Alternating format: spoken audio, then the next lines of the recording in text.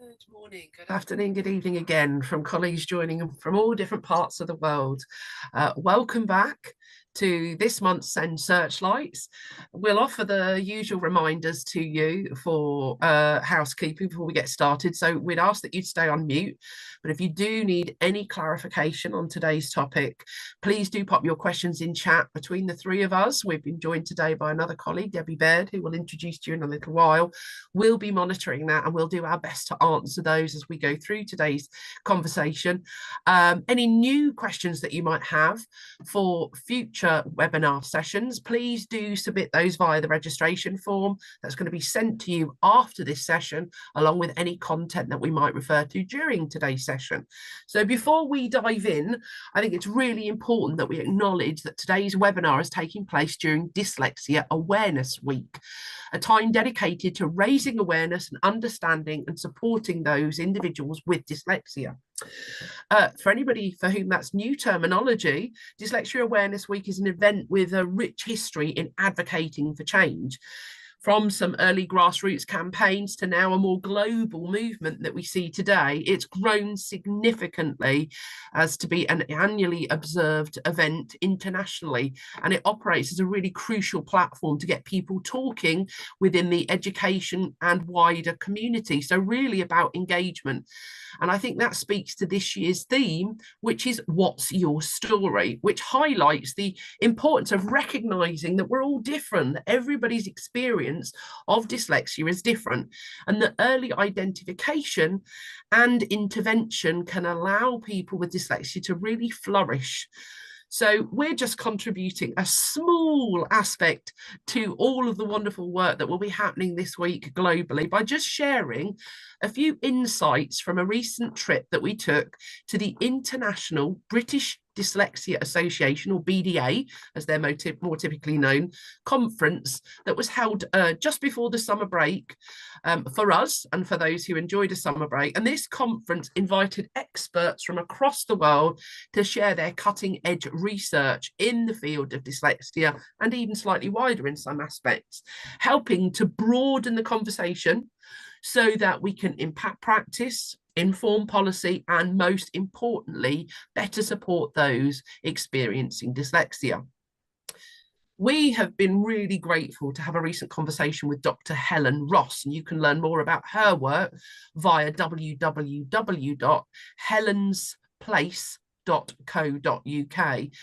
following the conference, and we were talking around some of the key themes that really stood out and interested her, and it's three of those that we're going to use to frame today's session.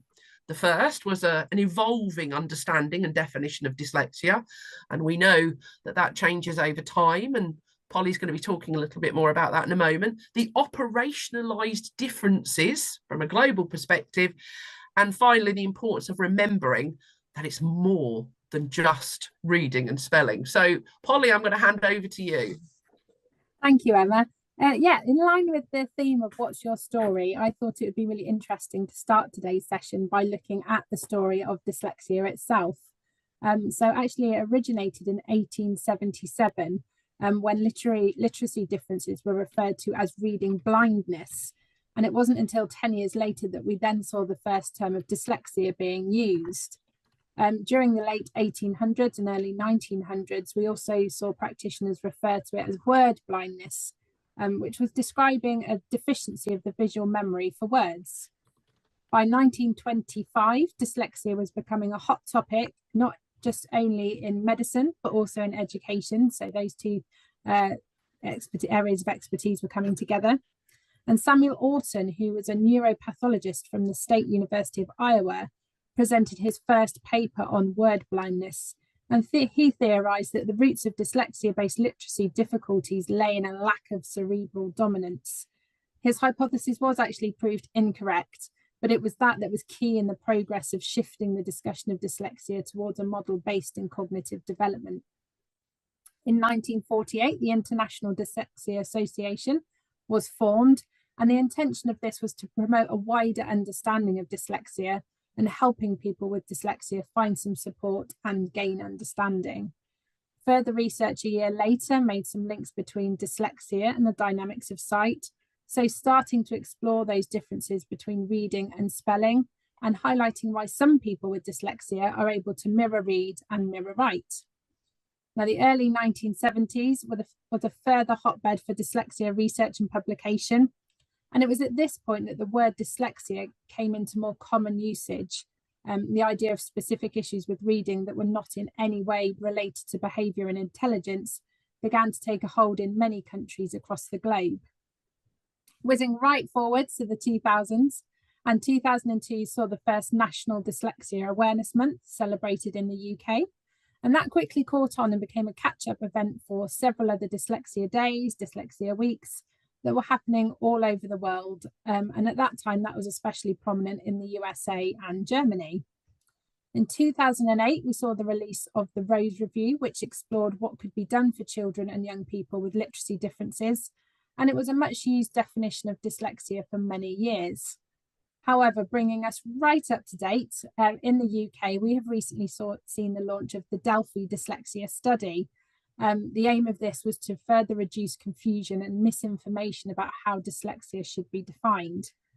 A couple of points that I found really interesting from this sort of updated definition was the notion that dyslexia can affect the acquisition of other skills, such as mathematics, reading comprehension, or learning another language. And also the nature and development trajectory of dyslexia could depend on multiple genetic and environmental influences. There's lots of other set of definitions within that dyslexia study, that Delphi Dyslexia Study. And if you are interested in what the study suggests, then please do go and have a look for yourselves. However, it is important to note that at the moment, the Delphi Dyslexia Study papers are still being reviewed as part of that academic research process. So it is possible that changes may be made. So really exciting development in the UK, but obviously that just is UK based. So what about the rest of the world? I'm going to hand back over to Emma so she can talk a little bit more about this. Thank you, Polly. And for any colleagues joining who weren't aware, I did used to be based outside of the UK within the UAE. So I'm very aware, and it's interesting and important to know that there is a variation in the way that needs profiles are defined across different countries, which can lead to discrete differences in the criteria for identification. So international specialist practitioners might look towards the DSM or ICD to define some of those characteristics of dyslexia, but there are also within countries some operationalized variation to the way in which profiles can be defined, including dyslexia. So a unique set of criteria may depend based on where you are in the world, and it's always important that you look to those for guidance. However, there are many common features across those criteria, particularly things like a recognition of persistent difficulties with reading and spelling, for example. But in some countries, the primary challenge that might be observed with somebody experiencing dyslexia can depend upon the language spoken. And that was something that was particularly interesting to me from the event. Several sessions at the conference addressed the role of orthography. Those are the rules that are applied to a writing system, which includes things like spelling and specifically the use of graphemes. The differences between orthographic systems across languages are vast, but simply put, some languages have a more transparent system where there's a one-to-one relationship between its graphemes and phonemes, and the spellings of words are fairly consistent, whilst others, like English, which is known to be quite a difficult language to learn, are opaque or deep, where many words don't conform to spelling rules. So as I mentioned, there's a lot of research in this field, including the paper that I listened to a symposium regarding, which is entitled Cognitive Dimensionality in Literacy Development and Reading Difficulties, Evidence from English, Italian, Spanish, Chinese, and Japanese. And this research was framed around a hybrid study from the UK and a Japanese university from the late 1990s. And I was privileged to listen to several of the paper's authors as they presented a symposium, as I mentioned. And I'd obviously encourage you to explore the research for yourself if you're interested. But my understanding broadly was that this work was alluding to the different strengths and challenges that would present for a learner with dyslexia, dependent upon the language spoken. And one example, just one, was that perhaps Spanish-speaking people, and Spanish being a transparent orthography, which makes the language easier to decode, are more likely to manifest difficulties with reading fluency because it's easier to decode the language than it may be seen with decoding. Now, it's really fascinating stuff, but we're literally touching the tip of the iceberg during today's session. So if you are interested in that, do go and find out more, as Polly has suggested, regarding the Delphi study. But of course, it's really important to note that those reading and spelling challenges might just be one aspect that we consider for learners who may be experiencing barriers to literacy, even those for whom you might be specifically exploring the potential for dyslexia. Now, that I know was a particular area of interest for our lovely colleague Debbie, who's joining us today. She's part of our wider training team, and she, like Polly and I, have wider lived experience in terms of working and supporting learners who might be experiencing barriers before joining Renaissance. So let me hand you over to Debbie, and she can tell you a little bit more about that. Debbie. Thank you, Emma. Good morning. As Emma said, it was a particular interest of mine learning about comorbidities alongside dyslexia. Many students with dyslexia are challenged by other coexisting or comorbid difficulties, not necessarily relating to reading or literacy skills. Some examples of these are dyscalculia, dysgraphia, speech and language disorders, anxiety, and even autism and ADHD. I was particularly interested in a study carried out by Bosch, Pearson, and Picardi that I learned about at the BDA conference that Emma mentioned earlier. The study was called Dyslexia and Comorbid Dyscalculia, the Rate of Comorbidity and Underlying Cognitive and Learning Profiles. Background information to this study: isolated mathematical difficulties or dyscalculia and reading difficulties, dyslexia, was 7 to 10%. This rose to 11 to 70% for comorbid or co-occurring maths difficulties with reading difficulties. The study took place in Argentina, and 215 children participated in the study. They were aged between 6 and 10, and 54% of these pupils were girls, and the study tested both academic and cognitive factors. Children who are diagnosed with a specific learning disorder have 4 to 5 times higher chances of a condition of comorbidity or developing, in particular, high prevalence of comorbid dyscalculia, maths difficulties. In children with dyslexia has been documented. And this underlies the overlap remains unclear, since most research has focused on studying them in isolation. However, evidence-based interventions for further compensation of specific learning difficulties shows that there is a need for more studies on this matter, and this was the purpose of the study by Bosch, Pearson, and Picardi. Some of the results and conclusions: the study found that children with reading difficulties developed reading difficulties and maths difficulties at a frequency of 33.5%. The two groups, learning and cognitive factor scores, were significantly different, with the comorbid group worst affected in all domains.